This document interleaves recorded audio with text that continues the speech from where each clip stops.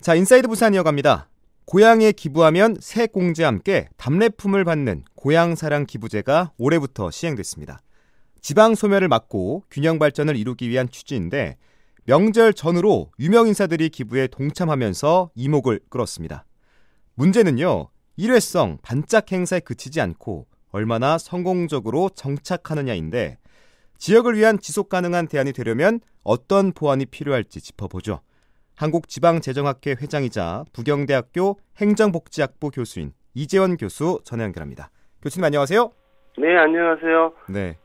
자, 올해 처음 도입된 고향사랑 기부제, 세금 혜택에 답례 선물까지 받을 수 있어서 명절 전후로 많은 관심을 모았는데 교수님께서는 이 고향사랑 기부제도 어떻게 평가하십니까?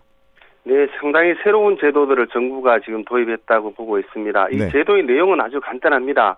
이제 10만 원 정도 기부를 하면 세액공제 10만 원 받고 그리고 지자체별로 해서 한 30% 이내까지 답례품을 주니까요. 네. 쉽게 생각하면 10만 원 기부하면 13만 원 혜택 받을 수 있다는 거죠. 네. 물론 더 많이 기부해도 되고요. 대신 10만 원 이상 초과분은 이제 16.5% 정도만 세액 공제 받으니까 다 돌려받지는 않고요. 요 내용들은 지금 행정안전부가 지금 운영하고 있는 고향사랑 이염이라는 사이트에 접속하면 아주 자세하게 잘 되어 있습니다.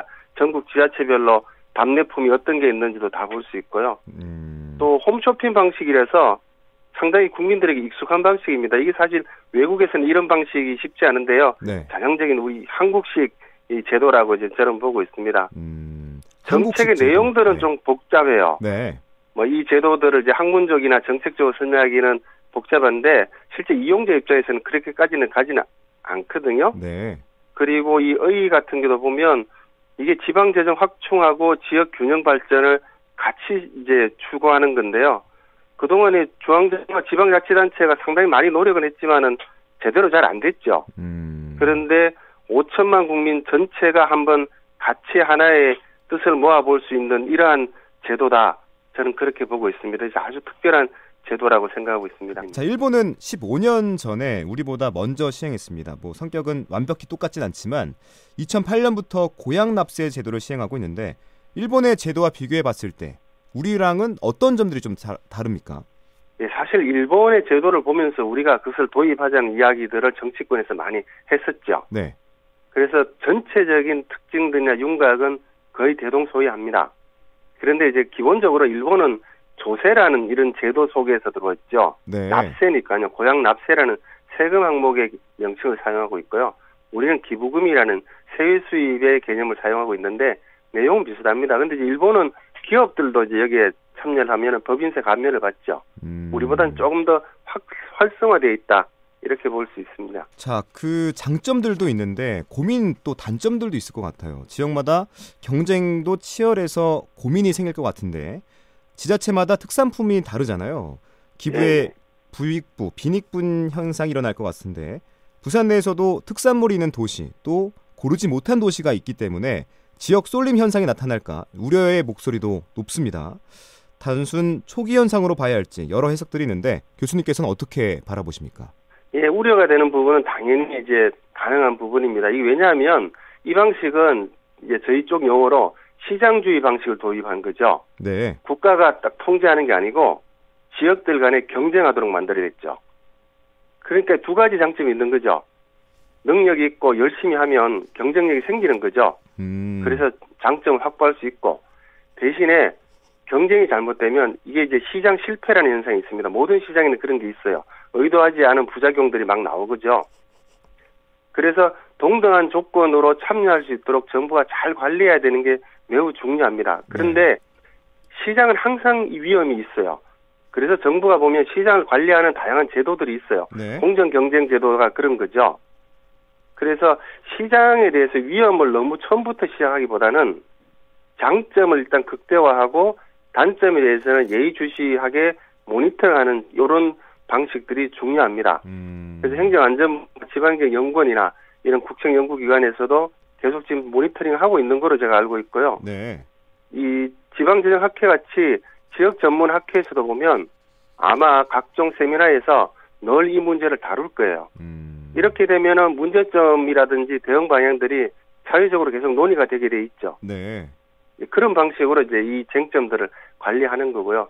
너무 이제 문제점부터 시작을 해버리면 아예 제도 자체가 활성화되질 못하니까 네. 그건 적절하지 않다고 저는 보고 있습니다. 좋습니다. 장점은 좀 극대화하고 단점은 모니터링을 하면서 좀 보완할 필요가 있다. 이렇게 정리하면 될 것 같고 네. 이번에는 명절 전후로 해서 여러 유명 인사들이 기부에 동참하면서 많은 사람들한테 관심을 얻었는데 이게 반짝 인기를 얻고 사라지는 거 아닌가 싶기도 하고 일단은 지역이 합심해서 제도부터 좀 안착시켜야겠다라는 생각이 많이 들 것 같은데 성공하기 위해서는 어떤 과제들이 있다고 보십니까? 저는 한 3가지 정도가 매우 중요할 거라고 보고 있는데 하나가 홍보입니다. 홍보. 국민들이 이 제도의 의미들을 잘 알았으면 좋겠다는 건데 그렇다고 해서 뭐 윤리적이고 책임이 중요하고 이렇게 무겁게 홍보하면 네. 국민들이 심리적으로 불편해져요. 부담감을 느낄 수 있겠죠. 그렇죠. 네. 그렇죠. 국민들은 그렇게 이 제도에 가지고 있는 기대 효과를 다 가질 필요는 없거든요. 왜냐하면 제도를 즐기면 돼요. 네. 10만 원 기부하면 13만 원 되고 내가 좋아하는 특산품을 좀 가성비 높게 저렴하게 받을 수 있구나. 그렇죠. 좋은 거다. 내가 어떤 특정 지역에 팬클럽을 나도 한번 만들어 보고 싶다. 이런 멤버십에 대한 개념으로 쉽게 들어가는 게 좋고요. 네. 그리고 낙후 지역이 우선적으로 이 혜택을 받을 수 있도록 잘 정부가 조정을 해야 됩니다. 자칫 하다 보면 대도시 중심으로 갈 수도 있거든요. 네. 인구가 많으니까요. 그러면 문제가 더 발생하죠. 낙후 지역 도와준다 그랬더니만은 대도시 수도권 지역이 오히려 이 돈을 더 많이 확보했다. 이러면 이제 이 제도가 윤리적으로 문제가 되는 거죠. 네. 그래서 중앙정부는 좀 저발된 낙후된 지역에서 잘할 수 있게 자꾸 지능 기능들을 해야 돼요. 브랜드를 개발해주고 책자도 발간하고 좀 홍보도 좀 더 해주고. 그래서 모든 지자체가 이거는 동등하게 스스로 경쟁해볼 만하다. 이런 자신감을 갖도록 그렇게 지원해주는 게 중요하고요. 네. 마지막으로 중요한 건 매우 어렵습니다만 지역 연대입니다. 지역 연대요. 수도권이나 네. 수도권이나 특광역시는 이 부분에 대해서는 약간 한 걸음 좀 떨어져서 조금 낙후되고 힘든 지역에서 먼저 좀 스타트할 수 있게 그렇게 좀 해줘야 돼요. 아무래도 특광역시나 이쪽은 행정력이나 재정력이 좋잖아요. 네. 먼저 강하게 나가버리면 낙후된 지역은 아예 경쟁할 생각을 못하게 되는 거죠. 그렇게 되면 괜히 또 이 제도는 또 수도권만 좋은 거고 이 지역 양극화를 더 심화시킨다 이렇게 시장 실패 문제가 나타나거든요. 네. 이럴 때는 조금 이제 앞서가는 선진 지역에서 한 걸음 정도 뒤에서 출발해주는 그런 지역 연대 의식이 되게 중요하다고 저는 이제 그렇게 보고 있죠. 그건 참 힘듭니다. 생각보다요. 그렇겠네요. 또 기부금은 지방 재정 보완, 지역민들 복지를 위해 쓰인다고 하는데 어떻게 좀 사용됩니까? 이 기부금에 대한 재원들은 지자체에서 기금을 만들도록 돼 있어요. 네. 일반적인 재원에 섞이지 않도록 돼 있고요. 그리고 지출 용도도 법에서 딱 정해져 있어요. 취약계층 지원이라든지 문화예술 증진 사업이라든지 지역 공동체 활성화 사업 이렇게 해서 지역 사회에 쓸 수 있도록 그렇게 되어 있죠. 그래서 상당히 제도의 지출 목적 자체는 저는 적절하다고 보고 있는데 네. 좀 걱정되는 건 뭐냐면 생각보다도 이 지출되는 대상이 많아질 수 있어요. 그렇게 되면 푼돈이 돼버린다는 거죠. 네. 목돈으로 모아서 여러 분야로 흩어버리면 푼돈이 되니까 흔적이 남지 않게 됩니다.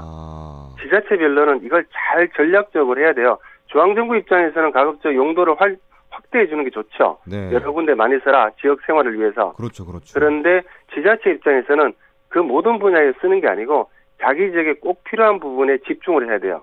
건물 짓고 상징탑 만들고 이거지 말고 네. 지역 사회에서 주민 생활이 아주 좀 풍족해지고 편해질 수 있게 이 생활 투자 영역에 좀 집중해서 우리는 이 돈 때문에 주민들이 살기가 좋아졌구나.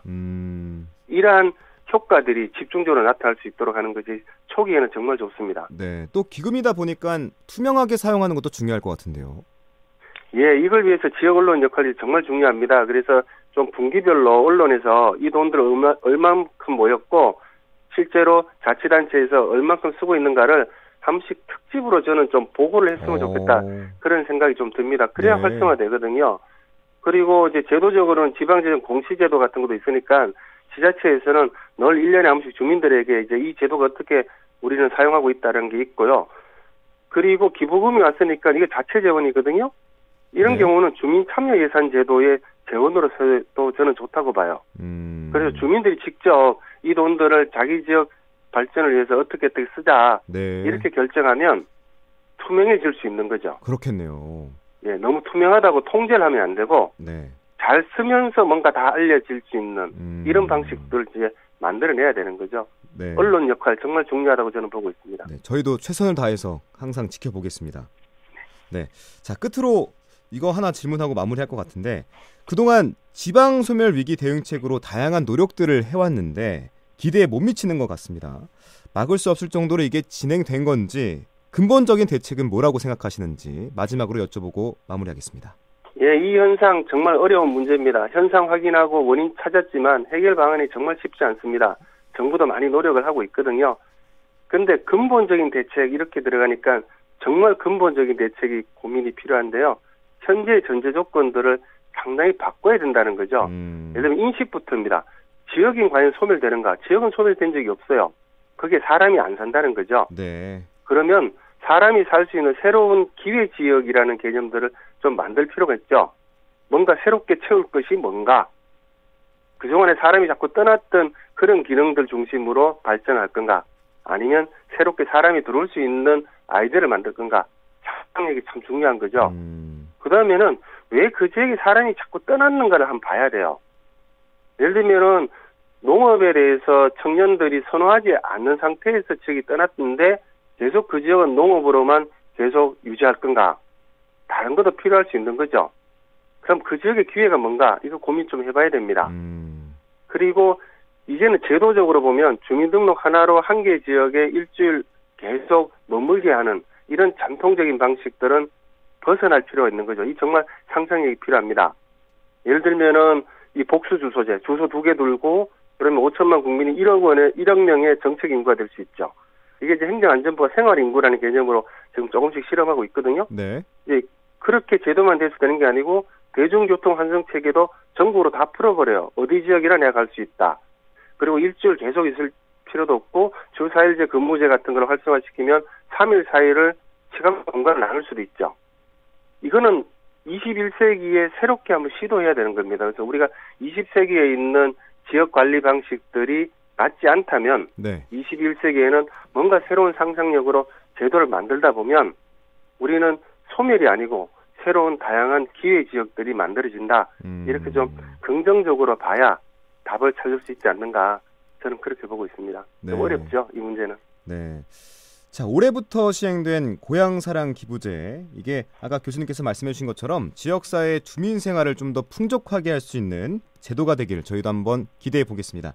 자, 지금까지 부경대학교 행정복지학부 이재원 교수와 함께했습니다. 교수님, 오늘 말씀 고맙습니다. 네, 감사합니다.